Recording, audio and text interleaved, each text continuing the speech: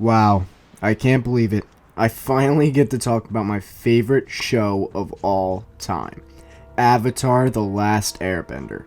This show is just perfect in practically almost every way. I believe it to be one of the best shows of all time, and I can't wait to talk about. Wait, no, I'm not supposed to review you. No, please no. I'm supposed to review the show, my favorite show of all time. Please, So I have to review this stupid movie now. Back then in 2005, Avatar: The Last Airbender was one of the biggest shows on Nickelodeon. It was so big, in fact, it's still garnered a cult classic to this day. Recently being brought back to Netflix, everybody's rewatching it and loving it like crazy. But nobody likes to go back to the time when Shyamalan wanted to get a slice of that pie, and oh boy. Let's just say a lot of people were not happy with his remake. And check this out, people loved it so much, in fact, like me, myself, they all went to the movie theater dressed up like the characters from the show. This is how amazing this show was, and it deserved respect. Too bad it wasn't given any. The younger first fans for The Last Airbender, and we'll start with the youngest. What'd you think? It sucked. It sucked. It's terrible. It's horrible. I really didn't like it. The movie could have been as bad as it is right now, and if they had just called him Aang once! Aang! It was too rushed. They didn't have enough detail in it. Everyone agrees that this movie sucks.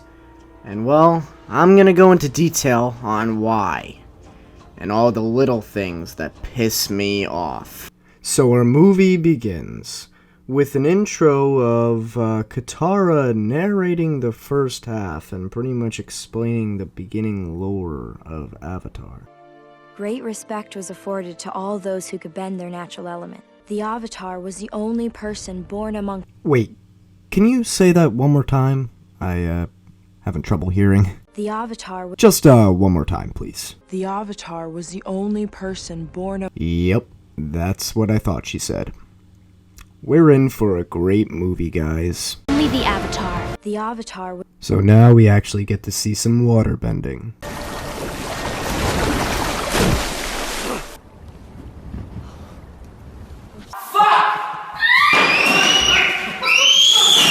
Yep, these two are supposed to be Katara and Sokka. I know, right? They look exactly like them in absolutely every way. Oh, damn it! Oh, son of a... I just spilt a bunch of white paint all over my colored clothes. Ugh. Damn it. Sorry, guys. Our father's off fighting in the war. My mother was taken prisoner and killed when I was young. We now enter another problem with this film. The exposition. I have never seen a movie use this much exposition in my entire life. You know that rule in film, show don't tell? Yeah, this film doesn't know any of that. I did everything Dad said to do. I watched what side of the fin tracks are more indented, that shows you which direction they're going. I saw how long the drag skids are, that shows you how fast they're going. As you can see, they can never shut up. I did everything Dad said to do. In this time only person born amongst all the gifts. That shows you which Who could direction master they're all going. four I saw how elements. long the drag skids are. He was the only one who could communicate. Shut up! After that, they then find Aang frozen in ice. How did you get in the ice? He's exhausted. So they bring him back to the village, where Katara tries finding out who this is. How'd you get all the way out here? I ran away from home. We got in a storm. We were forced under the water of the ocean. It wasn't very smart. I was just upset. Thanks for saving me. The conversations that happen between characters in this movie are just so pathetic. So, are you the Avatar, Aang? I'm gonna kill myself! I'm going to kill myself, and it's your fault! Like, it's just not even comparable to the show in the slightest. So in the show, Aang grew a bond with the Water Tribe. He started making friends with everyone. He started showing them how to have fun when they haven't had fun in a very, very long time. So that's why it makes sense why he would have such a bond with Katara and Sokka from the very beginning. But no, we don't see any of that. Nope. Instead of this, it's just them talking for a bit, and then all of a sudden, then just the Fire Nation attacks. Like, no! The ice light shoots into the sky, now the Fire Nation is here with their machines. So the Fire Nation invades, and Zuko is looking for Aang. I am Prince Zuko, son of Fire Lord Ozai. Wait, hold on. That's Zuko? That's Zuko. In case of my viewers here, some of my viewers have never seen the show before, this is what he looks like in the show versus this is what he looks like in the movie. Now I want you to just look at these two and tell me if you think that these look any way remotely similar. No? Yeah, that's what I thought. So after all that nonsense, Aang decides to turn himself in to the Fire Nation. I'm taking you to my ship. If you don't come, I'll burn down this village. I'll go with you. Don't hurt anyone.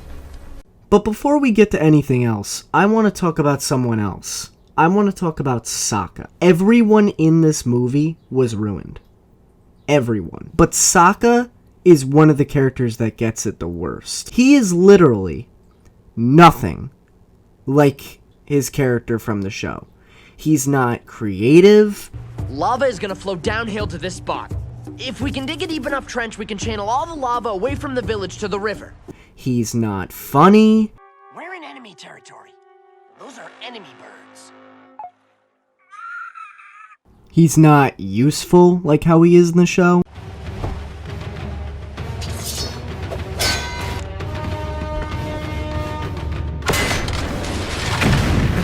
He's none of those things. What is he in this movie? He's a professional sourpuss. What do you want us to do, Katara? I know you think everything's going to work out, but I don't. Like, come on, man. Have a Snickers or something. AssertiveDolphin is not sponsored by Snickers. Alright, now we could finally continue on with the story. Oh my god! What is that? Oh my god, is that Appa? A monster. This is an unholy demon. I'm sending it back to hell, where it belongs. Okay, look. I don't want to sit here and harp on literally everything in this movie, because I could, but I would be here for 3 hours if I did that. But who looked at Appa and said, hey, you know what the fans will love? You know what those fans will love? If we gave Appa frog legs. Yeah, frog legs. The fans will love that. Honestly. And then they give him a bowl cut too? Like, what is this? What did they do to my boy? Like, come on. So now we get to see where Aang is on the Fire Nation ship. Would you mind if I put a few things in front of you at the table? It will only take a moment. That's all you want. My name is Iro, and you have my word. Guys, I'm sorry right now, okay? But I am trying so hard not to nitpick absolutely everything in this movie.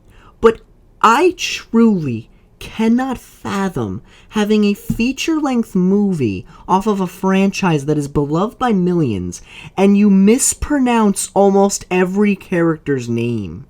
How do you mispronounce Iroh?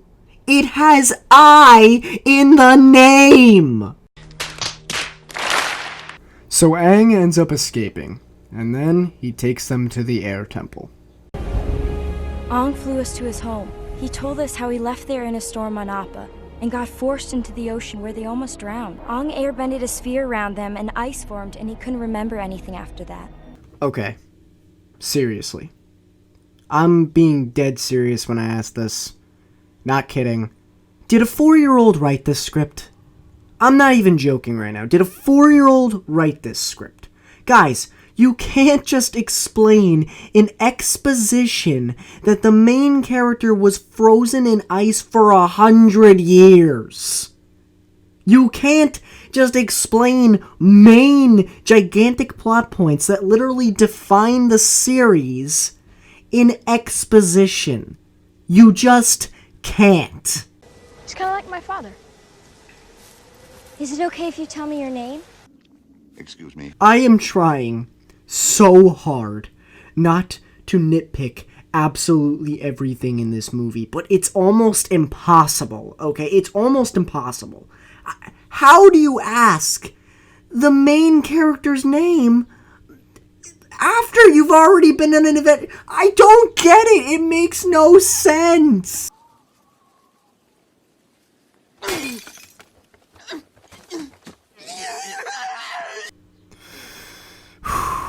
Okay, I'm gonna say it. I think I have a very controversial movie opinion. I'm not sure how many people will agree with me on this, but I am dead serious when I say this, and I mean it, okay? I truly believe that the movie The Room is a much more professional film than this one.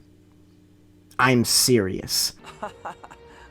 What a story, Mark. You know, at least Tommy Wiseau, while he's a horrible writer and everything, at least he can write a story. At least he can tell it. And show, not tell.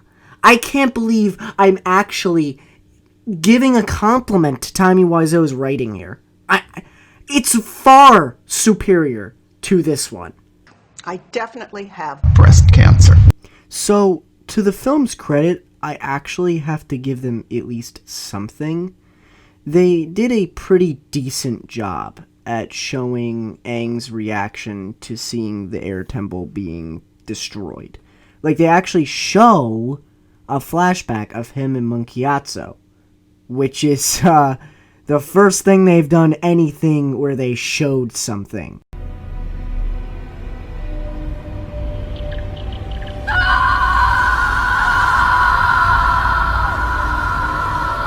Now, they still, of course, could have made it way better. It's not exactly a good scene, but it's the closest to good in this entire movie. It did sort of, kind of take me back to when Aang reacted to the air temple.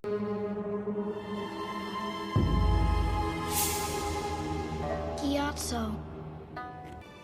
Oh, man. Come on, Aang. Everything will be alright. Let's get out of here. So I'll at least give them credit where credit is due.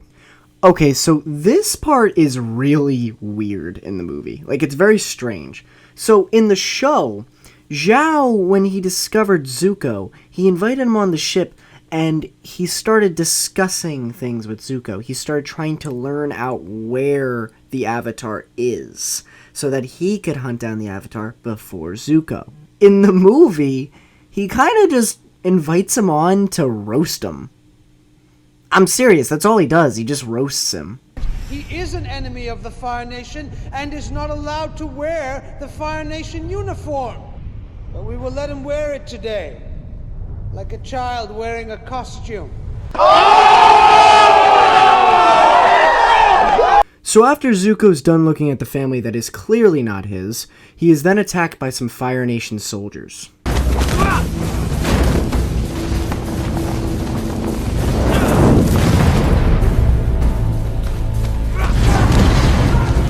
Now, I'm gonna ask a serious question to the audience, okay? See this firebending?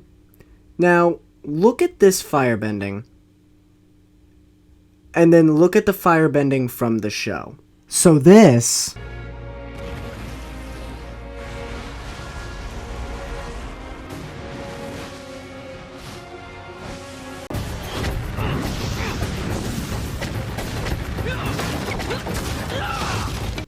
or this.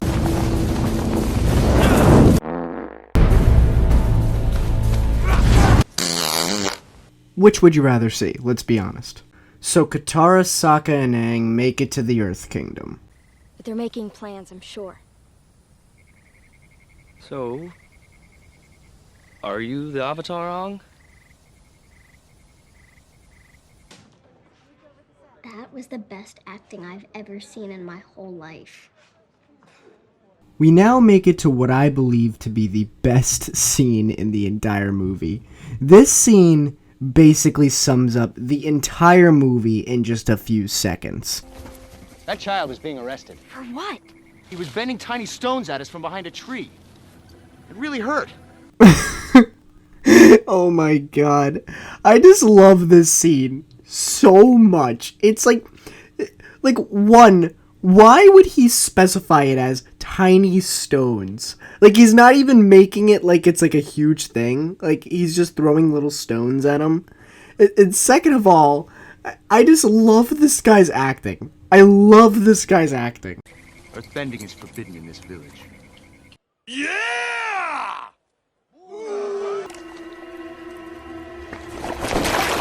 She's a bender.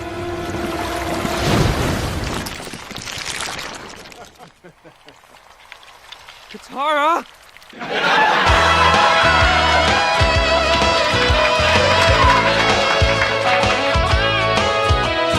So they end up getting taken to a prison for earthbenders. Move. You too. Dad! Hold on, wait, hold on. This is the prison for earthbenders? You're kidding me, right? This can't be real. This is their prison? Okay, so for my viewers who haven't seen the show yet, let me just explain to you why this is the biggest pile of bullshit in cinematic history, okay? Can somebody please explain to me why the earth-bending prison is Earth?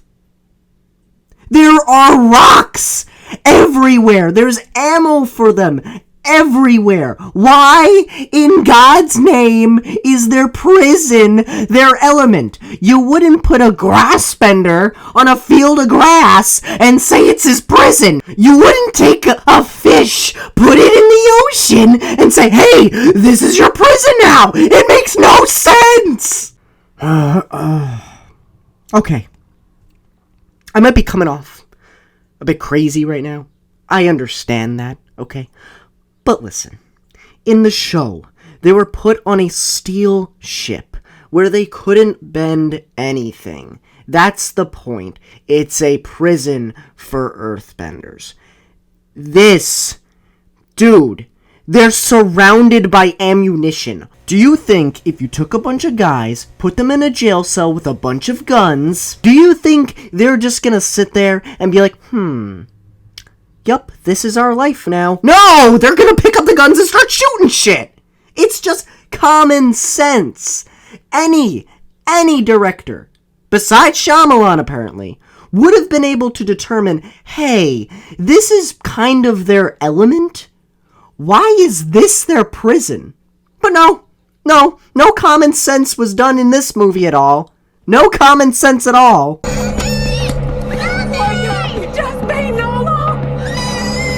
So Aang gets all the earthbenders to rise up, which is basically an oxymoron at this point. There's Earth right beneath your feet. That's what I've been saying. The Avatar is dead. If he was here, he would protect us. My name is Ong. And I'm the Avatar.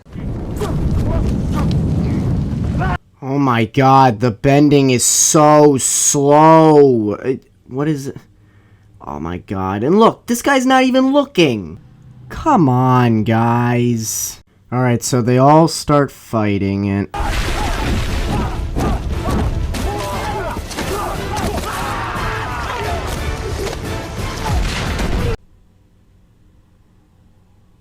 You know what?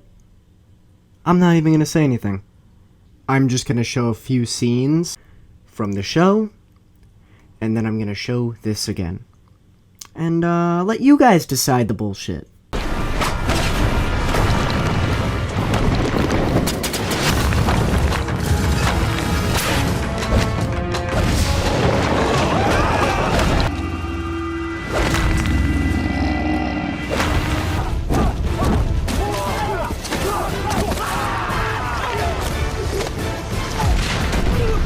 Yeah, I think you all get my point now. So after that tragedy, Aang returns to a air temple in order to get some answers from the past avatars. He ends up meeting an old man there who shows him the avatar statues. I think you of all people should see. These are all the avatars. These are the reincarnations of you over the years. But he ends up getting captured by the Fire Nation soldiers.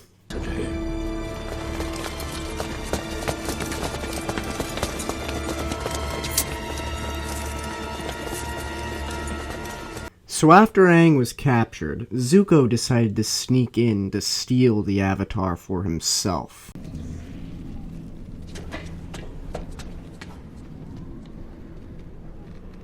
Fools. Also, I don't know why, but for some reason the guy who plays Zhao pauses a lot. Then the search would continue. So where have you been all this time? The banished prince. Let's offer him lunch. Yes. Like, that's just so strange to me. Well, we're waiting. Yes. So they escape and head to the Water Nation to learn waterbending. But before that, Zhao has to tell the Fire Lord about what happened. Wait. Please. Please, for the love of God, tell me that that is not the Fire Lord. That's the Fire Lord. Really. That's the Fire... Okay, look. I understand that this is an adaptation, and they have to make changes. I totally understand, and I definitely support that. But listen, okay? This just lacks all impact. This character, this version of the Fire Lord. In the show, the Fire Lord is almost like a monster. He's built up as this big badass just from season 1 all the way up to season 3. He is shadowed and behind walls of flames, extremely intimidating, dark, and evil just emanating from him. This guy looks like you could walk down the street at a costume department and just see him walking around. It is our destiny to have found this information, Zhao. Why are you the way that you are? Be honest with me, guys. Be honest with me. Does this guy right here look like someone that would do this to their own son? Please, Father! I only had the Fire Nation's best interest at heart. I'm sorry I spoke out of turn! You will fight for your honor. I meant you no disrespect. I am your loyal son. Rise and fight, Prince Zuko. I won't fight you. You will learn respect, and suffering will be your teacher. I looked away. There is no way this goober would ever do something like that. The reason why it pisses me off so much is because he just lacks all impact. Lacks all impact. Just imagine if Star Wars did this with the Luke, I am your father scene, okay? Just imagine if that scene just lacked all impact. You killed my father! No, I'm your father. What? No, you're not. You killed my father. Nah, dude, that guy's smoking crack. I'm your father. Nah, dude, Anakin Skywalker. I'm your father. Not really like it's that important, but, wanna go get some ice cream? You know, have some father-son bonding? Do you see how little impact that has? My brother and the princess became friends right away. Pfft, character development? Time spending with each other to where they actually have basically a relationship like in the show? Pfft, not, guys, this is a Shyamalan movie, okay? It's just exposition. Just exposition. This should be called Exposition, The Last Airbender. So after Aang learns waterbending, we see Iroh and Zhao. Your failure in the 100-day siege of Ba Sing Se won't be held against you. Your son died in that siege, didn't he? Yes, he did. Again, I offer my condolences on your nephew burning to death in that terrible accident. Mommy says she wishes you were dead. Like, what is this scene? What is this scene? Can somebody please tell me what this scene is, okay? Like, I have a feeling that Shyamalan just sat down and was like, alright, we need Zhao to look more like a bad guy. So, let's just have him roast Iroh. So the Fire Nation invades the Water Nation, trying to get to the Moon Spirits. They're trying to wipe out the Moon Spirits so that the Fire Nation has more power. So it ends up backfiring on them, and, let's just say, Zhao dies in a pretty messed up way. So in the show, yeah, Zhao does die by drowning, but I mean, like, you don't see it, you know? He just goes under the water. In the movie, they straight up just show him drowning slowly. It's like, oh, okay. So Aang uses his new waterbending powers to murder all of the firebenders. Holy shit, you fucking killed her, dude! So that was the Avatar: The Last Airbender movie, and if I'm being entirely honest, I truly believe it to be one of the worst movies ever made. Yes, I'm serious. It is by far the worst adaptation of all time. If I'm going to be completely honest, I can only say one positive thing about this movie, and many people can't. But if I was going to say at least one positive thing, it's the fact that I actually do think they did a pretty decent job on the costume department. Pretty decent job. But, literally everything else sucked. If I was being totally honest, I am going to rate this movie a 1/2 star. Yes, the same as Joshua and the Promised Land. The movie is a complete insult on the entire Avatar franchise, and frankly, I'm glad it's dead and that nobody is even giving it attention. Oh wait. I'm sorry. Anyway, thank you all for watching the video. Please subscribe and like for more content. I'm going to be continuing more videos in the future. See you guys on the next Assertive Dolphin episode.